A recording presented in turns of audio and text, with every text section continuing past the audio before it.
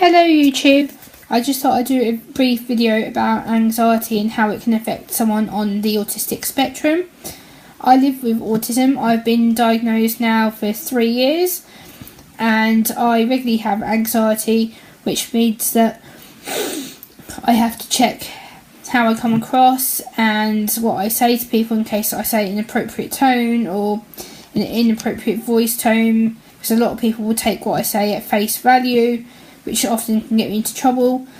So I constantly have anxious thoughts running through my head and I often have to think about the way to say them before coming out of my mouth. I often will feel anxious in crowded places, and when I'm meeting new people for the first time it can seem like I don't want to be there or that I'm not interested. This is not the case. I am actually very interested in meeting new people, but due to feeling anxious and not knowing the right way things to say or the right way to come across, I often will sit there and say nothing, or I will sit there and freeze after being asked a question. So I then again often will write down questions to ask, or I will write down the topics they want me to talk about, so that it gives me less anxiety and it gives the person that I'm speaking to less anxiety. It makes them feel more happier to talk to me.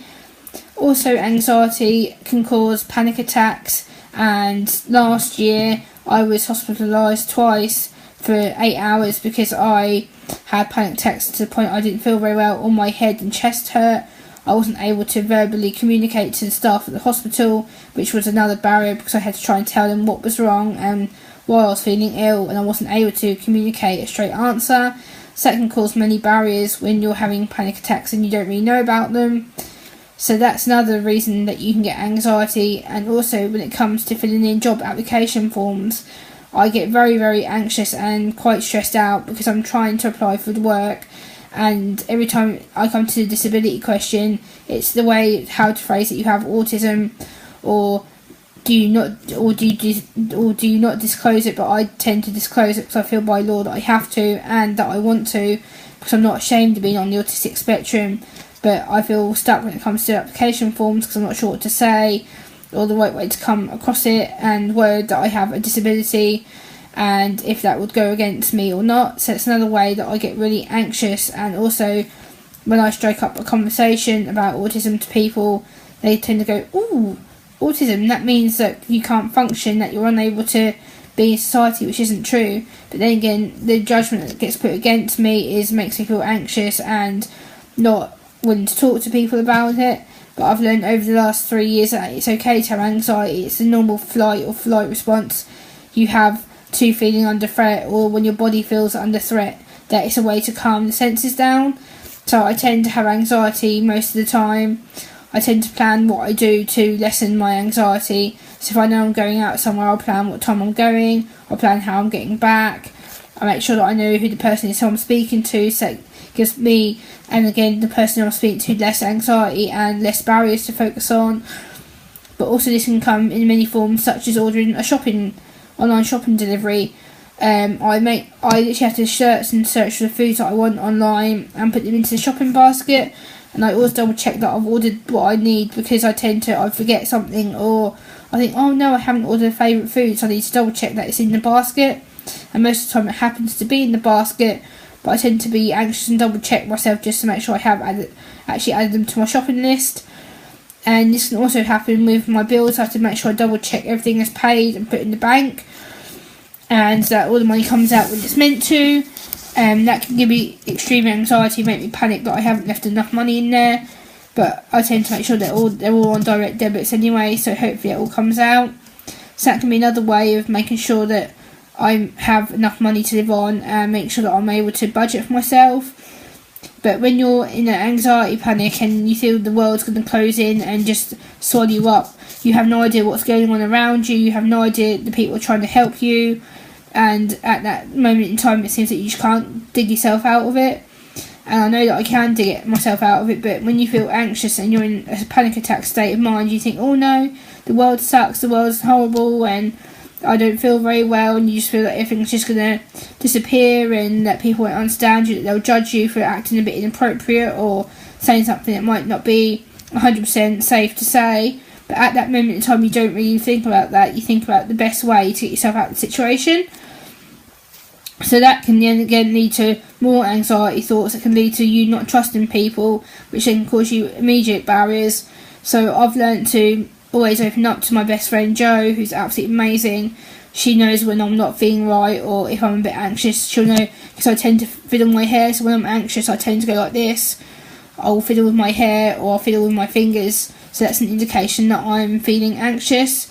And I do it also when I'm feeling happy as well. I tend to twiddle my hair like this, so that people can know that I'm actually happy. That it's not just an anxiety thing, it's a thing of being calm, and it helps me to feel really relaxed and get ready for the day ahead. So I often fiddle my hair, and I used to have a fiddle toy that I used to fiddle with that's broken, so now I keep fiddling the side of my glasses. I keep tapping the side of my glasses, so that tends to calm me down. So that can be another way of relieving the stress that you're feeling when you're under threat or you feel like you can't cope.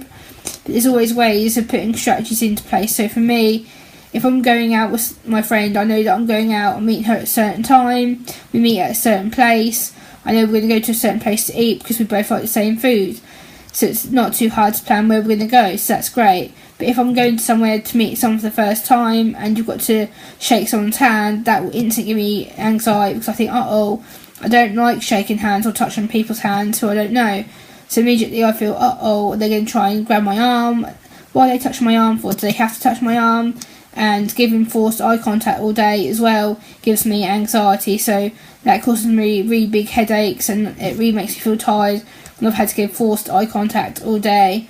But yet people will say to me, "Oh, Gemma, but you give eye contact to a camera on your webcam." I'm thinking, yeah, but I can only do it for a sustained time, and then I have to look away to mentally rest my head and my eyes.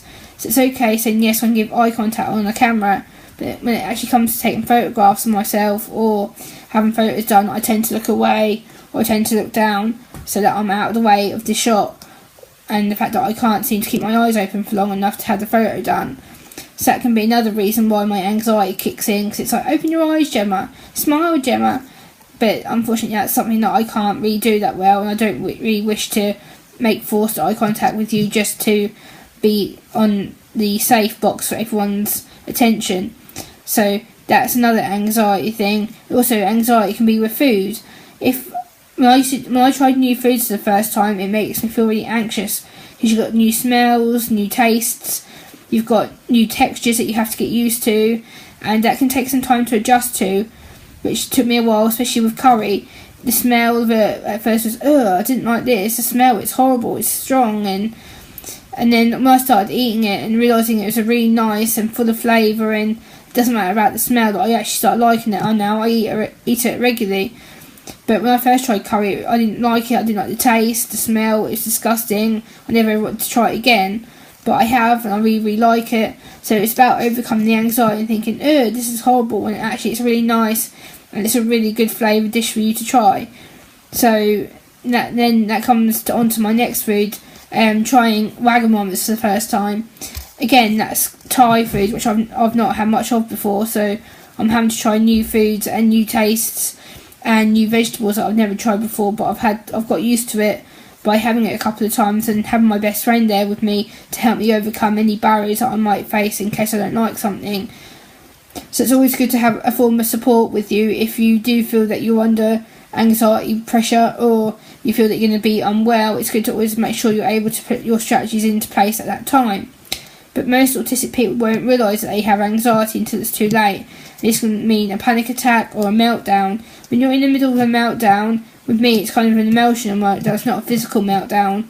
I kind of get to the point where I'm really upset and everything is just not simple, when everything's just getting on top of me, and I feel really sleepy and I can't bother to go out, can't bother to get dressed, and it takes me a day or so to get over it. But once I've had that emotional meltdown to clear my head, it makes me feel so much more on top of the world again, because I'm able to face the world again the next day or a couple of days after, depends on my emotions at that time.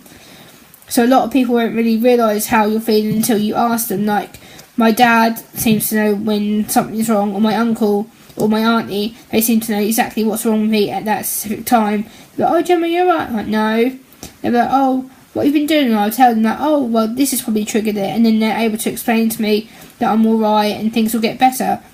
So I have a good family support network and friend support network. especially Joe and Annie and Caroline and Jane and the Autism Service, Trudy, Colin, Ria, Marcina, amongst other people who I may have forgotten, so I'm sorry if I have forgotten anybody, but them guys are there to support me. They've always backed me up and they've included me in a lot of projects, so they'll know that if there is anything that I'm talking about anxiety wise that I've missed out, they can inform me later. But yeah, I think I'll leave it there for now. Let me know your thoughts and drop down any comments, and if you want to give this video a subscribe, then click subscribe in the description. Thanks for listening. Bye.